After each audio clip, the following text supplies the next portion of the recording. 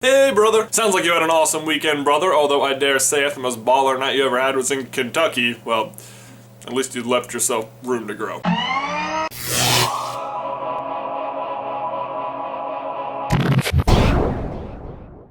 But it made me start thinking about the, most unballer things that had happened to me, and it reminded me a lot of, all of our family hospital visits, and it's unfortunately not a short list. Like the time I got a concussion playing gym softball, or the time you bit through your tongue on the trampoline, or the time Tyler landed under a falling basketball hoop, or the time Tyler got dehydrated, or the other time Tyler got dehydrated, and the other time Tyler got dehydrated.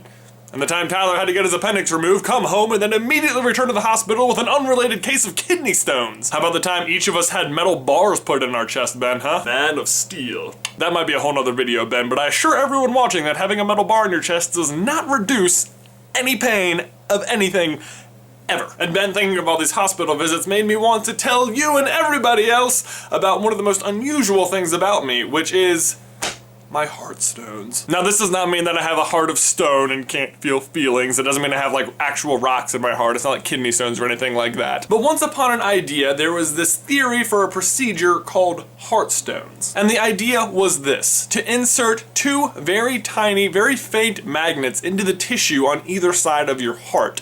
Then, as your heart beats, it would push them apart just by its natural awesome force, and then the magnets would pull it back together, reducing the amount of energy that your heart had to do. And I mean a very, very tiny percentage of work. But over the course of your entire life, it might add up to 1 to 2 years worth of heart beating that your heart did not have to do. So provided you were completely healthy otherwise, you might increase your entire longevity by 1 or 2 years just by having these little things in your heart. Now, spoiler alert, doesn't work. The whole experimental procedure failed for a number of reasons. One, as I got bigger, so did my heart, and it started working a lot more effectively than the very tiny magnets, so that didn't help. 2, magnets do not last forever, especially tiny ones, so that didn't help. And 3, there wasn't a lot of room for the idea to grow unless it was an enormous success from the start. It is hard to get parents to let you, put stuff in their children's hearts, although it was completely safe. I am 100% fine. Don't judge our parents. So anyway, Ben, that's the story of my heart stones.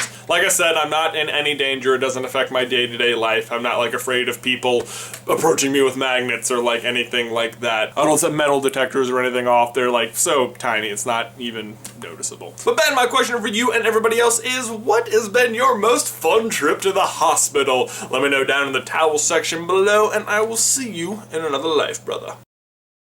Beth has told me before that in really, really quiet rooms, if she's got her ear on my chest, she can hear them. I have no idea. She could totally be messing with me.